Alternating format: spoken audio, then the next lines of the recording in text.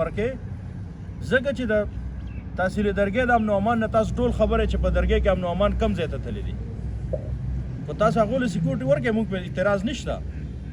خو دا مه کوئ چې زما بلس په بدرګۍ کې 10-12 کسان راټول شوي چې 10-12 کسان خو زما خیال لري چې د چا میلمانه کېدي هم شر ټیم او په هغې باندې FIR شوی دی زما کسان چې کوم دي په هغې جیل ته دي بیا تاسو وګورئ زمونږ پرون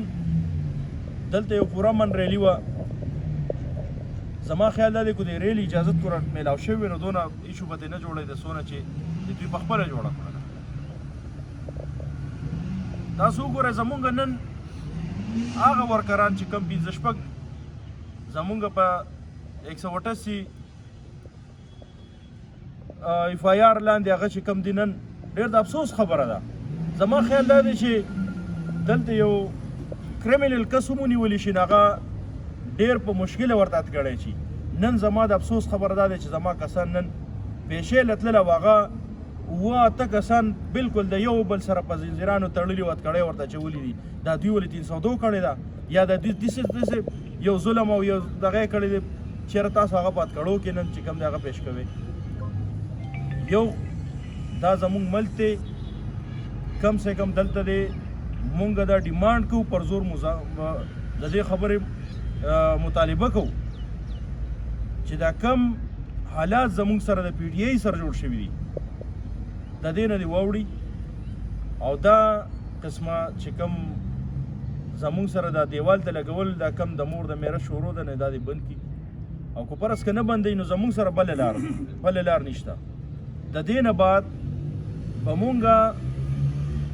دې کې په دې علاقه کې د پارټۍ نه بالاتر په دې علاقه کې نیوټرل مشران هم شته مونږ به د هر کلي په سر باندې انشاءالله د هغې مشران هم سره کینو په دې به باس کوو چې دا کم صورتحال روان دی او په دې ملک کې دا کم تاسو وګورئ نن زموږ په تحصیل درګۍ کې 4 مړي شوي دي پرون زمونږ حالات وګوره زمونږ هر یو چوک کې چې کوم ناقابندي شوی و زما یو موټر سایکل والا ته نه دی ووتی هر یو کس یې نیولی دی پرون او نن دلته تاسو وګورئ کوم حالات جوړ دي په رڼا ورځ خلک دغه دي شوکي کوي مړي کوي هیڅ دغه نشته دی انتظامیه صرف په دې کې انوال ده په دې کې مصروفه ده چې د PTI جلسه کم ځای کې چې مونږ یې روکو د PTI ورکر به په کم ځای کې چې مونږ FIR وکړو نن تاسو وګورئ بل د میډیا به وساته سره خبره کوم چې مونږ د دې دپاره باقاعده په های کورټ کې ریټ پیټیشن هم جمع کړی دی د دې خلاف چېرې دلته مونږ ته د جلسو اجازت نه میلاویږي او د نورو پارټو ته جلسو اجازت میلاویږي د هغې خلاف مونږ ریټ پیټیشن هم جمع کړی دی او انشاءالله زه به سبا د ګل په ورځ زمونږ چې کوم قانوني ټیم دی انشاءالله هغې سره به مونږ مشاورت کوو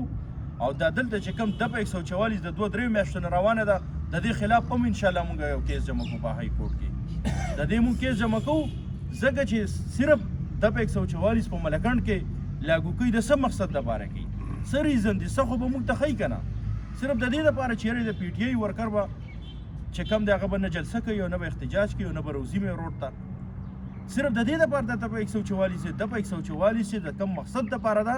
مونږ ته دغه مقصد وښیي چې څه مقصد دی مونږ زه بیا د دې نه علاوه د خپل سیاسي پارټو ته درخواست هم کوم دا درخواست کوم چې هغه هم په دې باندې ایکشن والي ځکه چې مونږ یو سیاسي پارټۍ یو دلته مختلف پارټۍ شته دي هغې کې هر پارټي به انوالي الیکشن بلې د الیکشن شیډول به اناونس شي او دلته دپه 144 لګېدلې ده او د 3 میاشتو نه مسلسل لګېدلې ده چېرې بس هر یو سړی راځي آسان کار دی دپه 144 لګو او بس اکټیویټي به څوک نه کوي مونږ بالکل پر زور د دغه مذمت هم کوو مطالبه هم کوو چې دا فوري ختم شي او مونږ له د جلسو او د کار نه میټینګ اجازت راکړي که پرس که نه راکوي نو د دې نه بعد به انشاءالله مونږ خپل عمل تیارو او چې مونږ څه کول نو د هغې به ذموار دغه انتظامیه وي دا کم کسان چې پرون تاسو ځای په ځای لیدلي دي او دا څونه خلک چې په دې کې انوال دي دا ټول کسان به انشاءالله په هغې کې